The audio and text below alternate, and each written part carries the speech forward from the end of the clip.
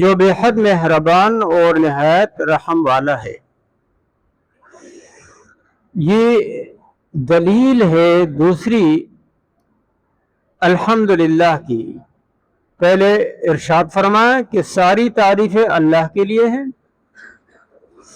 क्योंकि अल्लाह तबारक व तआला नाम है उस ज़ात का जो वाजिबुल वजूद है, यानी कि उसका वजूद किसी से मुस्तार नहीं है, किसी का दिया हुआ नहीं है।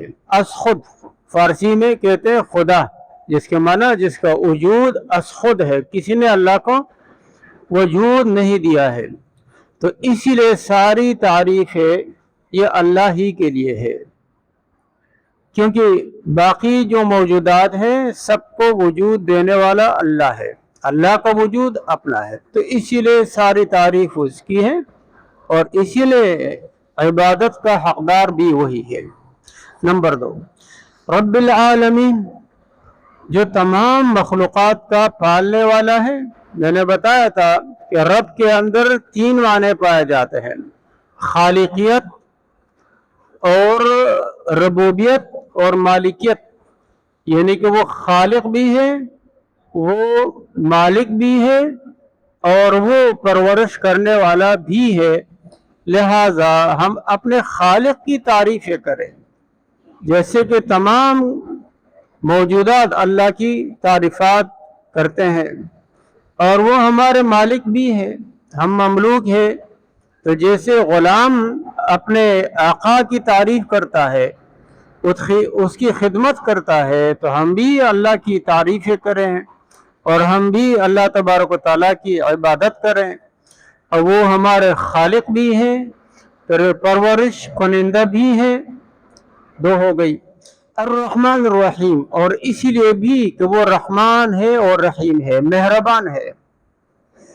तो ये तीसरी दलील हो गई कि सारी तारीफ़ें अल्लाह ही के लिए है। फिर इसमें ये बताया कि अल्लाह ताला ने जो मौजूदात को वजूद दिया है और मौजूदात की परवरिश करता है और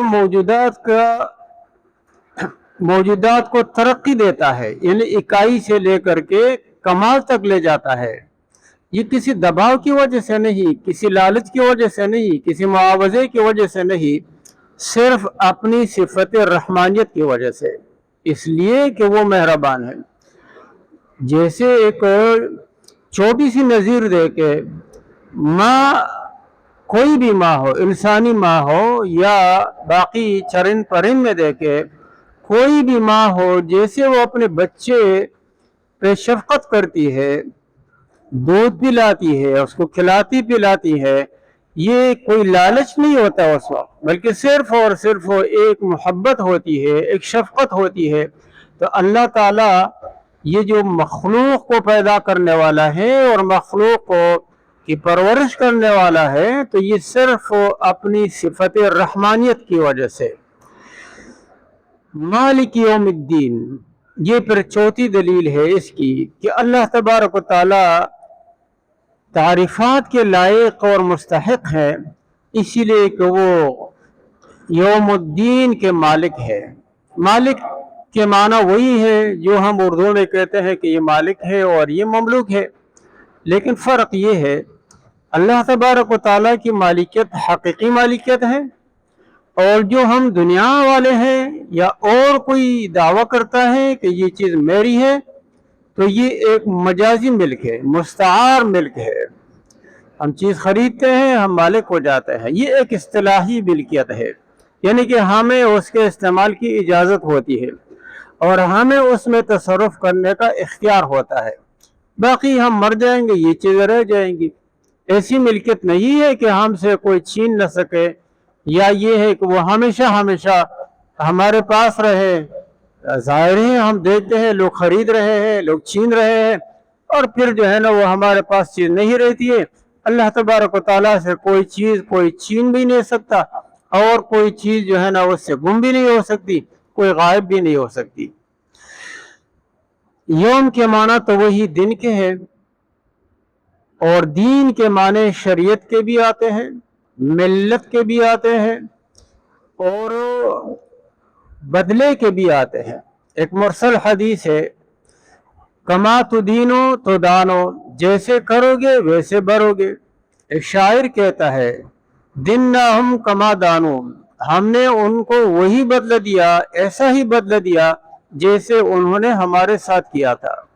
तो मालिक यौमुद्दीन, क़यामत के दिन के बहुत सारे नाम है, लेकिन ये वाला नाम बतौर ख़ास यहाँ जिक्र किया, इसीलिए कि इसमें बदला दिया जाएगा और हर आदमी को अपने किए हुए अमाल का बदला मिलेगा। इन खैरन फ़खैरुन व इन शर्रन फ़शर्रुन, किसी ने अच्छाई की है तो उसको अल्लाह की रज़ा है, अल्लाह ताला की खुशनुदी मिलेगी, उसके लिए वहाँ मसरतें हैं, उसके लिए वहाँ राहतें हैं, उसके लिए वहाँ जन्नतें हैं।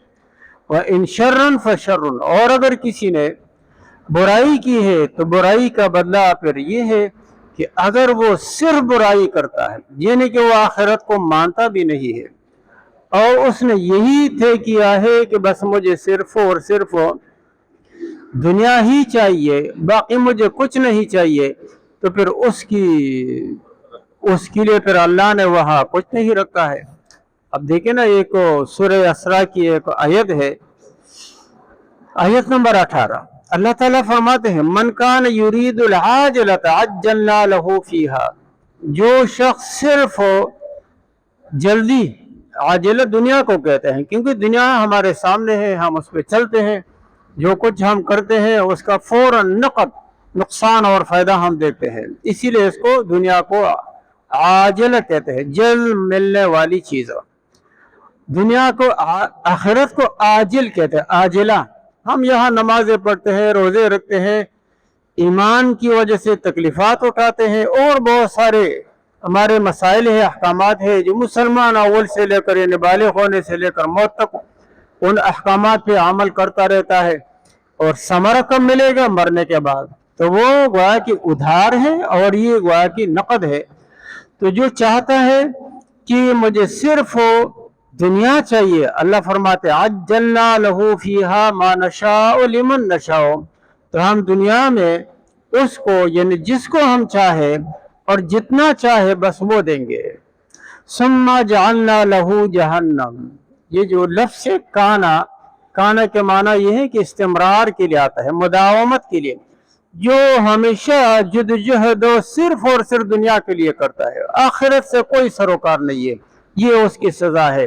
ये कौन होता है? जो सिर्फ काफिर है या कोई एतकादी मुनाफिक है। तो अल्लाह फरमाते हैं हम उसके लिए ये दे देंगे, लेकिन चूंकि उसने खुद ही अपने पाँव पे कुल्हाड़ी मारी है, वो खुद ही नहीं मानता है, तो फिर सुम्मा जअलना लहू जहन्नम, फिर उस दिन क़यामत के दिन हमने उसके लिए जहन्नम का ठिकाना मुकर्रर किया है।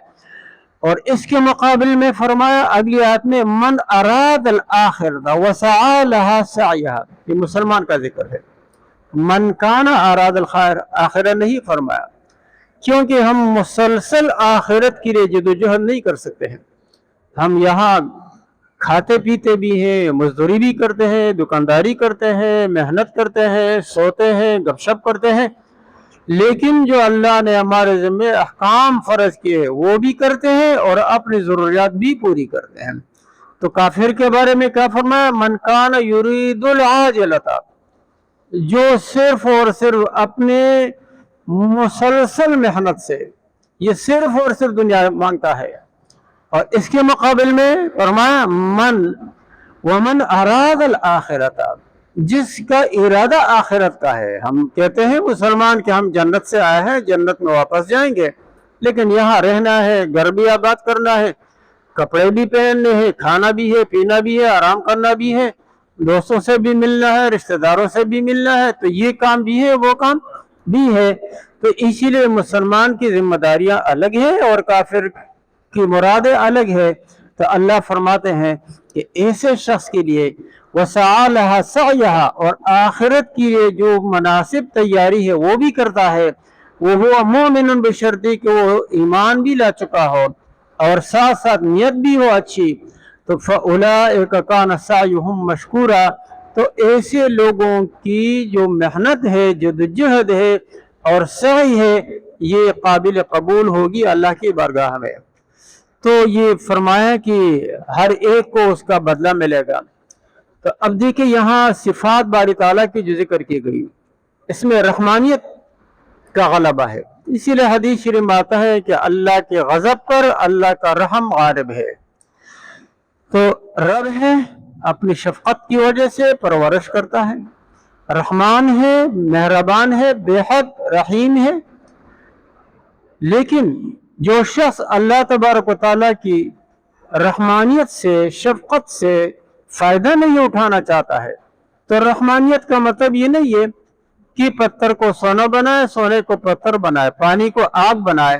حقائق کو مسخ کرنا مقصود نہیں ہے، بلکہ جو آنا چاہے اس کے لیے لمبی زندگی ہے، سوچنے کا بہت بڑا موقع دیا گیا ہے، ہر طرح کی سہولیات موجود ہے، مساجد ہیں، مدارس ہیں، مسلمان ہیں، جہاں سے کوئی رہنمائی لینا چاہے اللہ نے ہمیشہ اس کا انتظام کیا۔ لیکن ایک آدمی بالکل ہی جو ہے وہ اس طرح توجہ ہی نہیں دیتا ہے، تو وہ خود ہی جانا چاہتا ہے کہ مجھے سزا ملنی چاہیے، مجھے عذاب ملنا چاہیے، اس کا مسئلہ الگ ہے۔ پھر مالک کی اضافت کی گئی یوم الدین کی طرف۔ قیامت کا دن کون سا دن ہے؟ موت سے لے کر حشر تک، یعنی کہ جب لوگ دوبارہ زندہ ہوں گے اس وقت تک یہ عالم برزخ کہلاتا ہے۔ پھر جب قبروں سے انسانوں کو اٹھایا جائے گا تو یہ پھر قیامت کا دن ہے، یہ ہمیشہ ہمیشہ کے لیے قیامت کا دن ہے۔ لیکن یہ بھی فرق کیا گیا ہے کہ جب تک کہ حساب کتاب کا عمل جاری ہے، جب تک کہ دونوں فریق اپنے اپنے ٹھکانوں میں نہیں پہنچ جاتے، اہل جہنم دوزخ میں نہیں پہنچتے، اہل جنت، اہل ایمان جنت میں نہیں جاتے، تو یہ 50,000 سال کا دن ہے، تو اس وقت تک یہ قیامت کا دن ہے۔ اور جب سارے جنتی اور جہنمی اپنے اپنے ٹھکانوں تک پہنچ جائیں گے تو آگے پھر یا جہنمی زندگی ہے اور یا جنتی زندگی ہے۔ یہ ایک فرق کیا جا سکتا ہے، لیکن یہ ایک بہت بڑا دن ہے، اللہ تعالیٰ اس کے مالک ہے۔ مالک اضافت میں یہ بیان فرمایا کہ اللہ تعالیٰ وہاں جو فیصلے فرمائے گا وہ ایسا نہیں ہے کہ جیسے دنیا کا کوئی جج ہوتا ہے، کوئی قاضی ہوتا ہے، کوئی حاکم ہوتا ہے، کیونکہ دنیا کے جو لوگ عدل کرتے ہیں، فیصلے اور انصاف کرتے ہیں، یہ کسی نہ کسی دباؤ کے ماتحت ہوتے ہیں۔ بڑا وزیر اعظم ہے، صدر ہے، امریکی صدر ہے، قوم کے دباؤ میں رہتا ہے، ہر وقت مظاہرے نہ ہو میرے خلاف، ہو میرے خلاف کوئی مسئلہ نہ ہو جائے، کوئی سینیٹ میں کوئی قرارداد پاس نہ ہو جائے اور میرے مخالفین کے ووٹ زیادہ نہ ہو جائے۔ تو چھوٹا ملک ہے، بڑا ملک ہے، جج ہے، چھوٹا جج ہے، بڑا جج ہے، کوئی بھی ہے جو بھی فیصلہ کرتا ہے کسی نہ کسی دباؤ میں رہتا ہے۔ اللہ تبارک و تعالیٰ کسی دباؤ میں نہیں رہتا۔ حدیث شریف میں آتا ہے جب سارے لوگ زندہ ہو جائیں گے اور سب سناٹا ہوگا، دنیا میں تو ایک کہتے ہیں میں مالک ہوں، دوسرے کہتے ہیں میں مالک ہوں، بڑے بڑے فراعنہ ان کے سر جھکے ہوئے ہوں گے، کوئی گف نہیں کر سکے گا۔ اس وقت اعلان ہوگا لمن الملک اليوم، آج کون ہے بادشاہ؟ جو دنیا میں سب تیسمار خان بنے ہوئے تھے، کوئی جواب نہیں ملے گا، اور یا جواب فرشتوں اور ایمان والوں کی طرف سے اور سب کی طرف سے یوں دیا جائے گا للہ الواحد القہار، صرف اللہ ہی کے لیے ہے جو اکیلا بادشاہ ہے اور قہار ہے جو سب پہ غالب ہے۔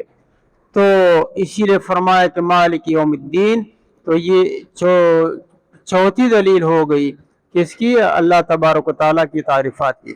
یہاں تک اللہ عز و جل کی صفات کا ذکر ہوا، اور آگے انشاءاللہ پھر امام زمخشری رحمۃ اللہ علیہ فرماتے ہیں جب یوں کہا گیا کہ الحمدللہ، تو پھر گویا کہ یوں کہا گیا کہ تم کیسے اللہ کی تعریف کر سکتے ہو؟